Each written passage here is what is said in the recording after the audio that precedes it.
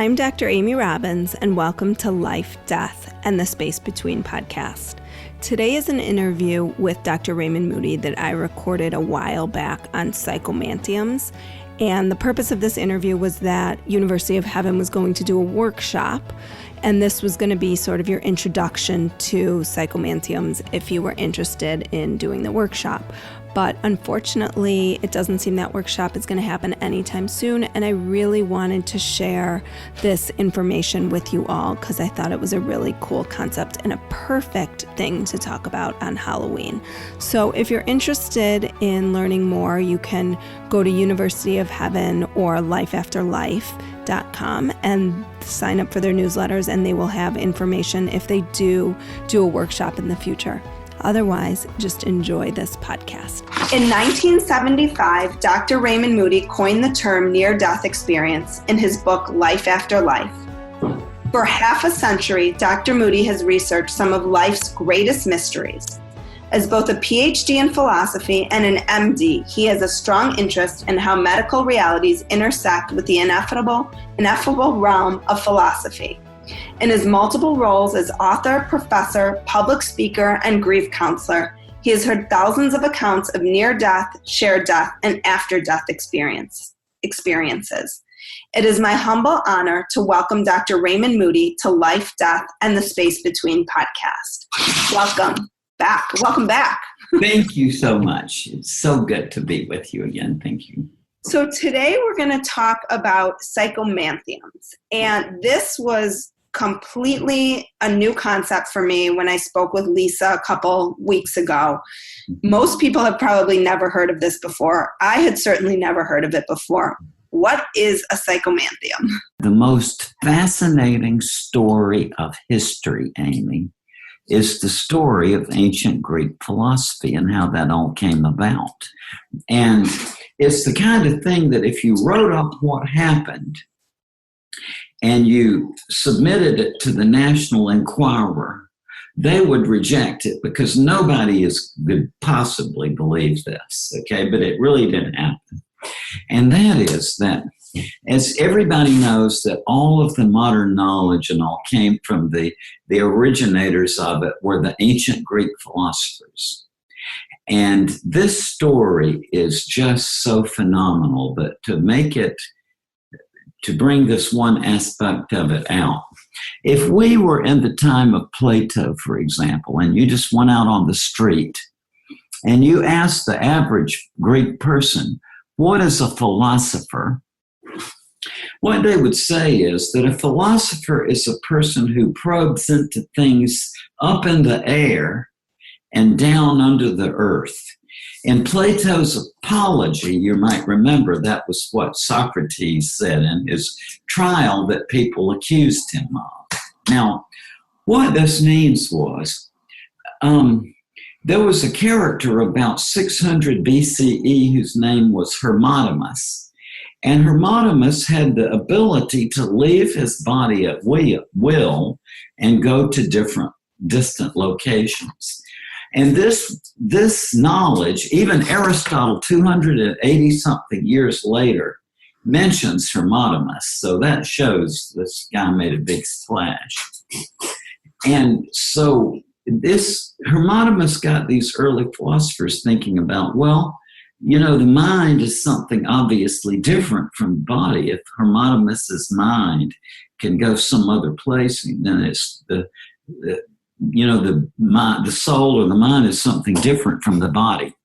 And so then what that meant was flying. When they said, they called them walkers on air. These were people who were experimenting with magical flight, like shamanic things. Right? Is this like astral travel? Yeah, that's right. And magical flight and so on. And then what they meant by probing into things down in the earth was that these early philosophers were identified by their fellow people as evokers of the dead, because there were these institutions known as oracles of the dead. There were 5 major ones in the Greek world. where you could go, and according to the historians like Herodotus, and it was like a lot of the historians write about these places, where you could go and you could go through some sort of procedure during which you would seem to see and converse with the spirit of your dead relative. Well, I studied these oracles of the dead because they are very important in the history of philosophy. Well, that was the extent of my knowledge up to about 1986 or 7, when I read in a classical journal that the most famous of these oracles of the dead, the one on the river Acheron, is directly below Albania, in the northwest Greece province of Epirus. And I read that a classical scholar, Soterios Dokarus, had gone to the place which Herodotus and a lot of these early writers say exactly where this place was. But since it couldn't be, nobody ever bothered to go up there and look for it. Think about that. So in the late 70s, he decided to go and see if he could find it. To make a long story short, he did, and they excavated it. And based on what the excavators found, I read the archaeological report, I immediately saw what it was they were doing. The archaeologists didn't pick up on this, but what they found was this huge subterranean complex, all opening out into this hallway where they had a big bronze cauldron, and this was down under the earth. And they found carbon marks on the walls of this subterranean chamber, showing that there had been torches in there in antiquity. So that would create a dim light in this long hallway. And so what Dr. Dokarus and his fellow archaeologists decided was that this was fraud, because they knew from a number of sources that they kept you down there for 29 days.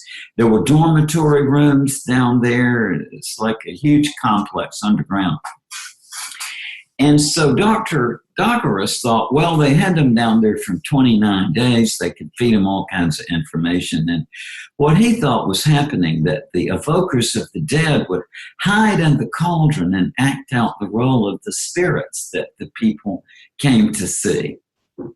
But I didn't think so, because I knew from independent research that all over the world there is a process called Lacanamancy, and they still do this in the Middle East today. What they do is they take, for example, a silver bowl, they'll highly polish it on the inside, they fill it with olive oil, and then in a dark room by candlelight, when you gaze into that optical depth, you see things.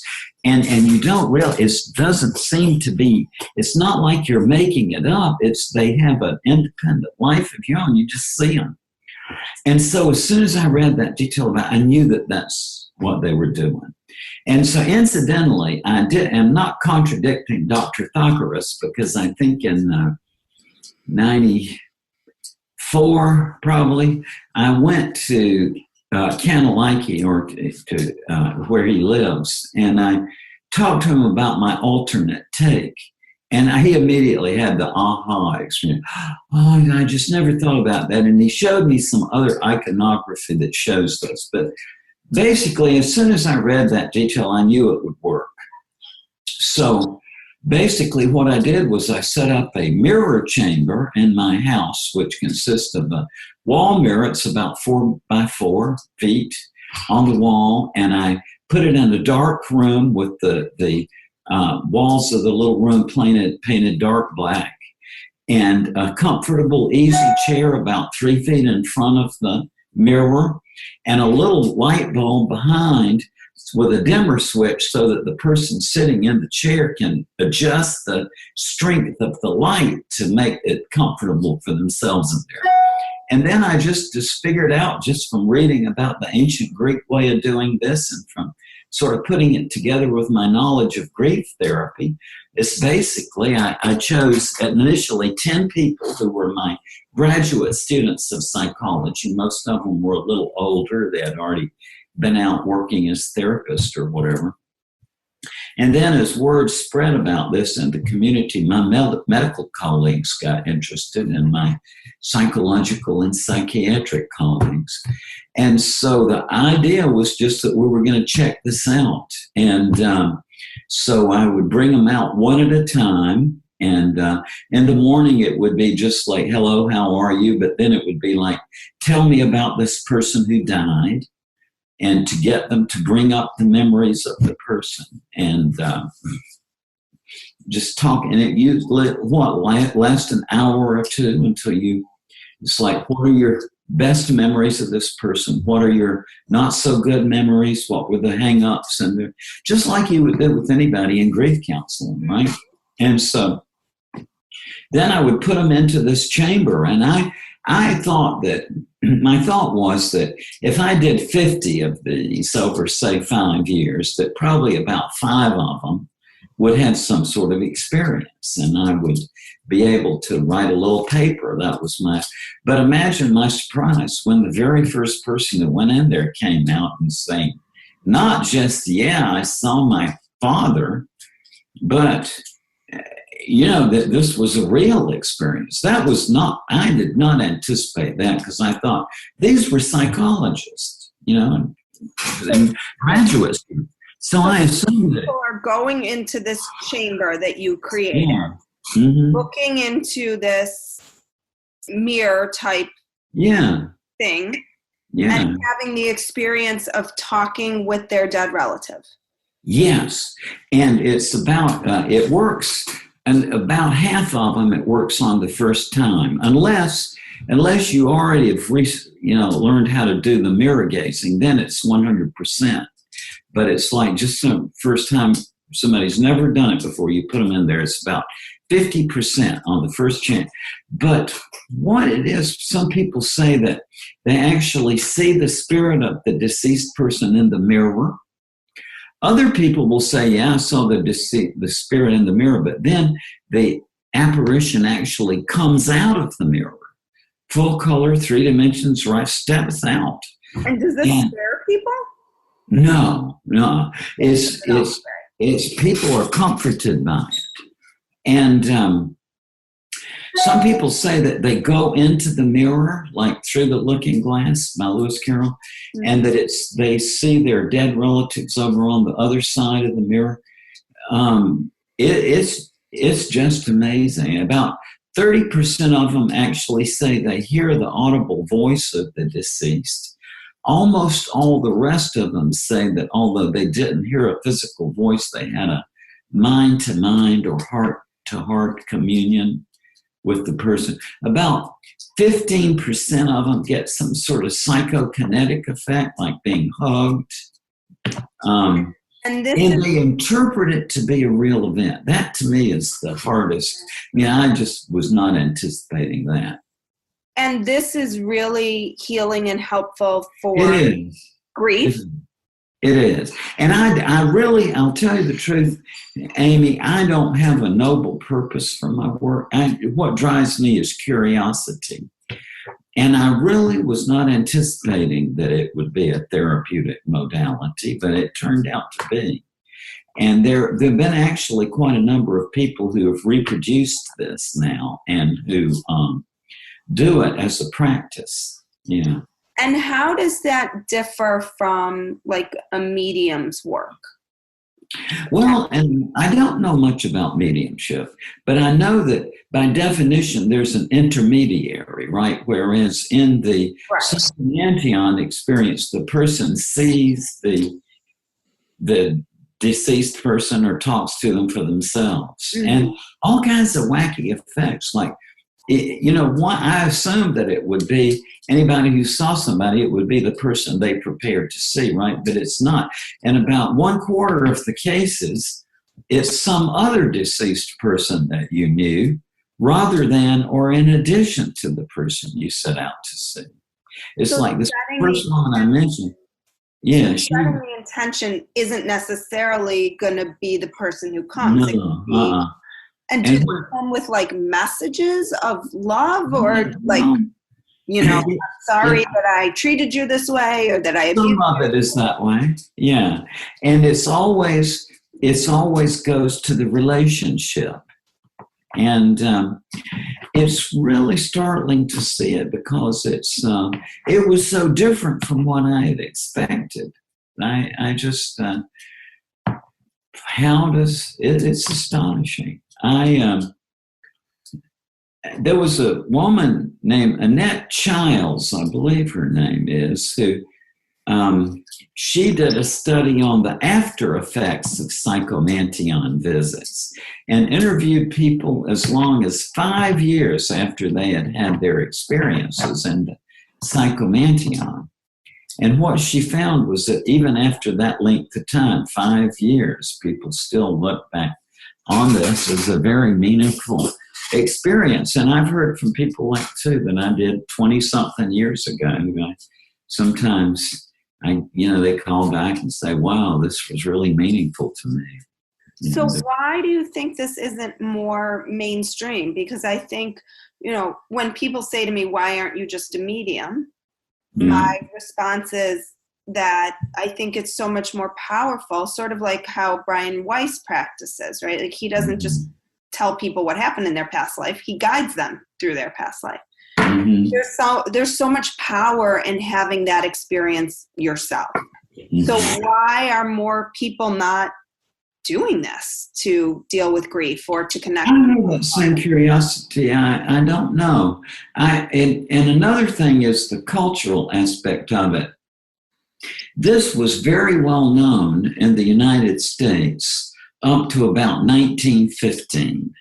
I can document it very well. There were all kinds of iconography. It's like postcards, that would show this, the people by candlelight gazing into the mirror and the spirit coming out and so on. And what I think, and this is speculation, but what happened around 1915 that made this go away?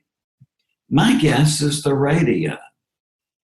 In the Victorian era, people they did activities together in the drawing room, right?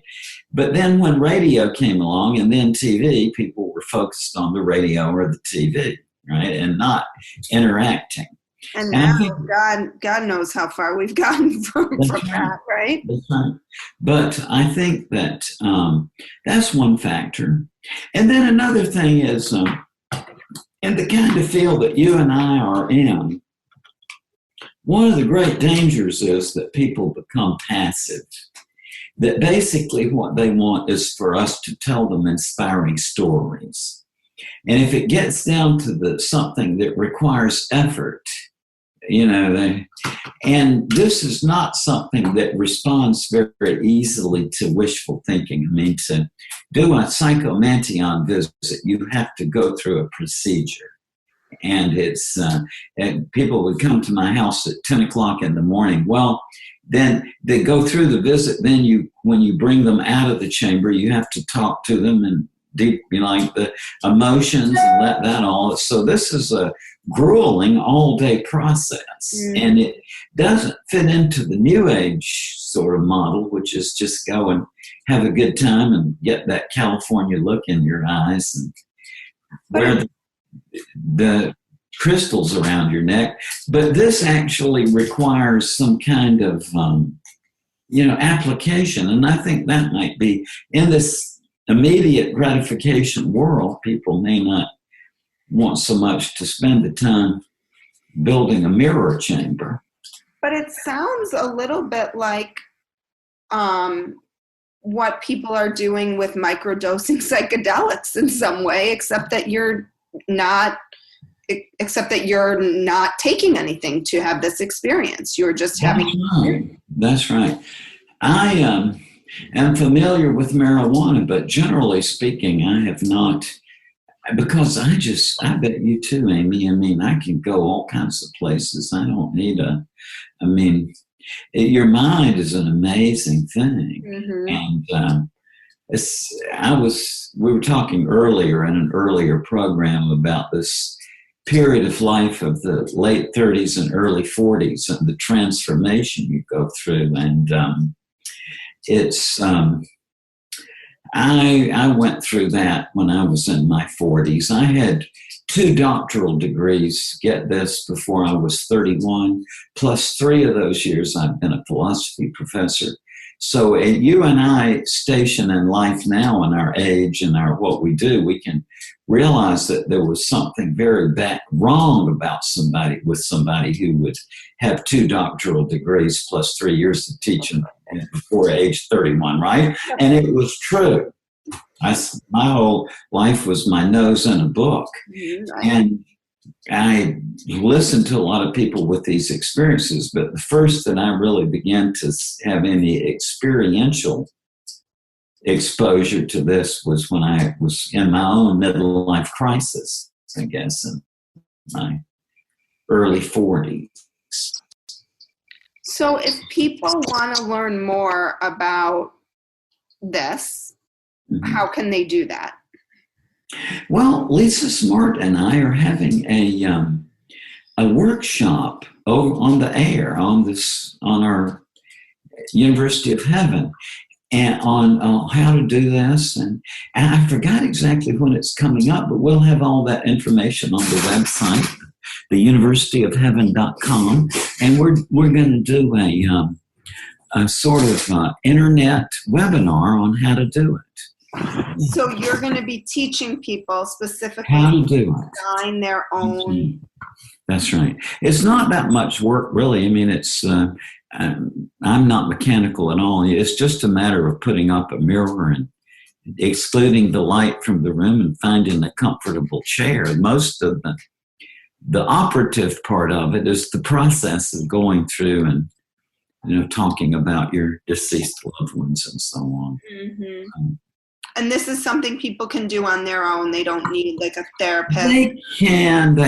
You definitely don't need a therapist, but I would recommend not doing it yourself, and not because there's any danger, but because I just know from experience that in a way you can't be prepared for this. I had heard maybe a dozen people who I'd taken through it before I did it myself, and I just, holy mackerel, into reality. I saw my grandmother. That's all I can say.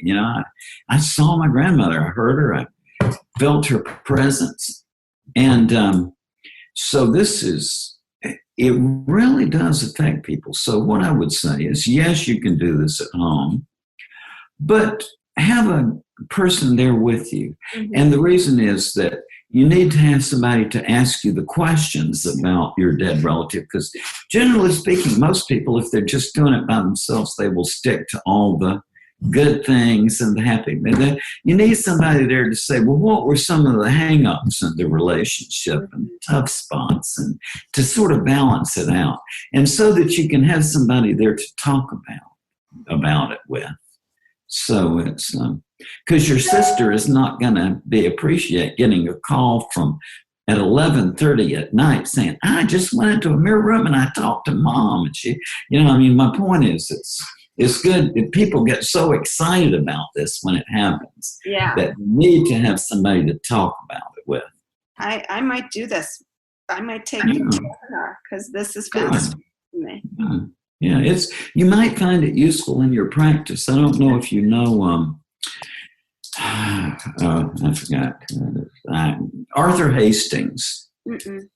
Arthur was a friend of mine. He was the director of the Institute of Transpersonal Psychology in Palo Alto. And they sent some people out in 1994 to learn how to do this from me. And then they incorporated it into their psychotherapy training program. So this is, it's very effective for grief. It really is.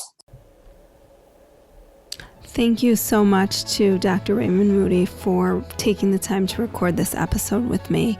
And I recorded this episode a while back, so if you are interested in learning more, head on over to theuniversityofheaven.com. They may be planning some upcoming workshops, however, that is unclear at this point. But if you sign up for their newsletter, you will get any information on that. Also, I wanted to let you know that on Monday there will be a really itty-bitty mini podcast. I was interviewing someone for an upcoming podcast who had the experience of doing the Psychomanteum with Raymond Moody. So we're going to tell her story on Monday, just a really small episode for you all to hear. So stay tuned for that and have a happy Halloween. Like what you heard today and want to hear more? Curious about what comes next and what it all means? You can subscribe on iTunes. Just go to podcasts and find Life, Death, and the Space Between and hit subscribe. And you can follow me on Twitter and Instagram at Dr. Amy Robbins. Ask me any questions you might have, let me know what else you'd love to hear about, or just share your story. I can't wait to hear from you.